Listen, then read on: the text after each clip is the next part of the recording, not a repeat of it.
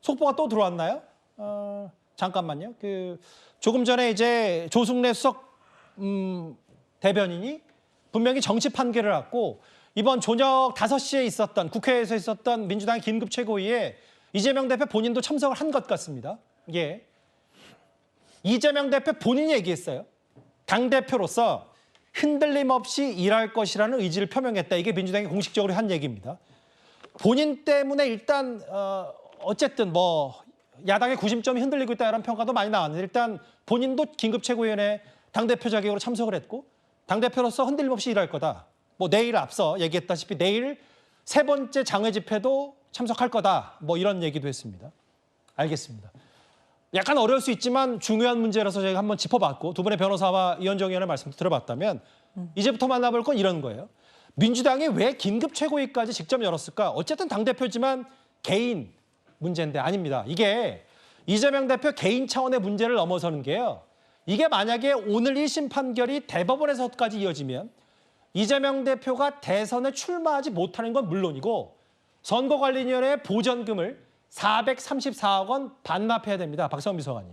여기 국고보조금 434억 원 반환해야 된다는데 아까 며칠 전에 한동훈 대표는 뭐야 민주당 500억도 더 있는데 이거 너무 공포 마케팅, 자해 마케팅 하는 거 아니냐라고 했는데 일단 진짜 형이 확정되면 400억을 반납해야 돼요, 민주당은? 네, 그렇습니다. 뭐 형이 확정되면이라는 전제를 말씀해 주셨는데 말씀해 주신 대로 그렇고요. 근데 지금 1심이 나온 상황에서 뭐 단언할 수 있는 부분은 아니라고 생각을 합니다. 그리고 뭐 돈을 토해내는 것보다도 사실은 더 중요한 것은 이 피선거권과 선거권이 제한되는 것, 그러니까 향후 10년간 제한되는 이 부분일 텐데 이것 자체가 사실은 어떤 대권 구도 그리고 민주진영의 중요한 대선 주자를 잃게 될 수도 있는 문제, 잃느냐 마느냐의 기로에 있는 문제이기 때문에 굉장히 1심에서부터 예민하게 볼 수밖에 없는 부분이고 그런데 그럼에도 불구하고 어쨌든 민주당도 방금 입장을 냈고 뭐 법원에서 나오면서 이재명 대표도 말씀을 하셨듯이 항소를 할 것이다라고 했고 진실은 국민들께서 아실 것이다. 국민들과 함께 진실을 밝힐 것이다라고 얘기를 했기 때문에 항소심 그리고 만약에 조금 더 재판이 장기화가 된다면 이제 대법원 판결까지 보고 이야기를 해야 하는 부분들이 많이 남아 있다고 생각합니다. 그러니까 이제 국민의힘에서는 아니 뭐 당사 파냐 마냐 이런 게 아니라 자해 마케팅 하지 말고 500억 넘게 있는 걸로 알려졌는데 뭐 이렇게까지 뭐 이재명 대표에 대한 재판에 대해서 너무 재판부도 부담 갖지 말라는 취지 얘기를 어제 저 얘기를 했었기 때문에 감사합니다. 이런 얘기죠. 지금 저희가 준비한 5위는 항소심은 속도 내나 이 제목 보셨을 텐데 아시다시피 참 이 사건 오래 걸렸습니다. 검찰이 2년 전인 2022년 9월에 이재명 대표를 기소했으니까요. 이 대표가 기소된 지 무려 799일 만에 1심 판결이 나왔습니다. 보통의 공직선거법 재판 평균보다 6배 더 걸렸는데요. 이렇게 됐습니다. 박상수 변호사님, 대변인님 이거 질문 하나만 하고 넘어갈게요. 다음 주제로. 왜냐하면 항소심은 지금 피고인이 딱 한 명이잖아요. 이재명 대표. 그리고 증인을 따로 부를 필요가 없으면 1심까지는 무려 2년 2개월이 걸렸지만 항소심까지는 속도를 낼 수 있는 겁니까? 그러니까 쟁점이 지금 다 정리돼 버렸습니다. 쟁점이 다 정리돼 버렸고 이젠 판단밖에 안 남은 상황이고 새로운 어떤 사실관계가 나올 것도 없어요.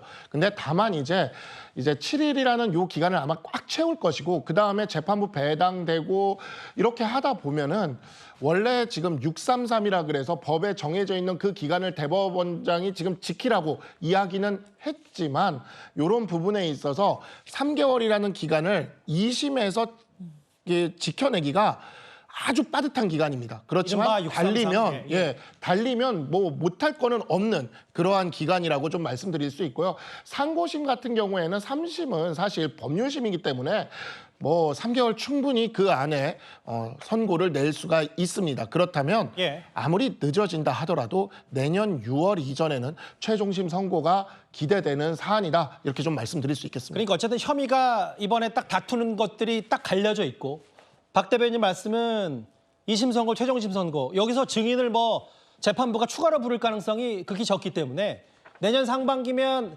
여기 뭐 이재명 대표 단식도 있었고 강규태 부장판사가 이제 또 재판부에서 물러나는 바람에 여러 가지 우여곡절이 있었는데 그런 거 말고 내년 상반기면 최종심 결론이 나올 수도 있다. 네, 나올 수 있다고 충분히 볼 수 있습니다. 근데 이제 만약에 그게 유지됐을 경우에 이재명 대표의 의원직 상실은 물론이고 대선의 이 1심 선고가 유지된다면 집행유예 이상이기 때문에 10년간 선거에 출마할 수도 없고 그리고 앞서 잠깐 짚어봤다시피 400억 넘는 돈을 민주당과 반환해야 된다.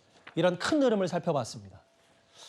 오늘 또 민주당의 박균택 의원이 여러 법리적인 부분에 대한 거의 항소심에 할 말을 거의 국회 소통관에서 다 해버린 셈이 됐기 때문에 여기 계신 두 분의 변호사와 전문가들과 함께 그 얘기까지 속보로 만나봤습니다.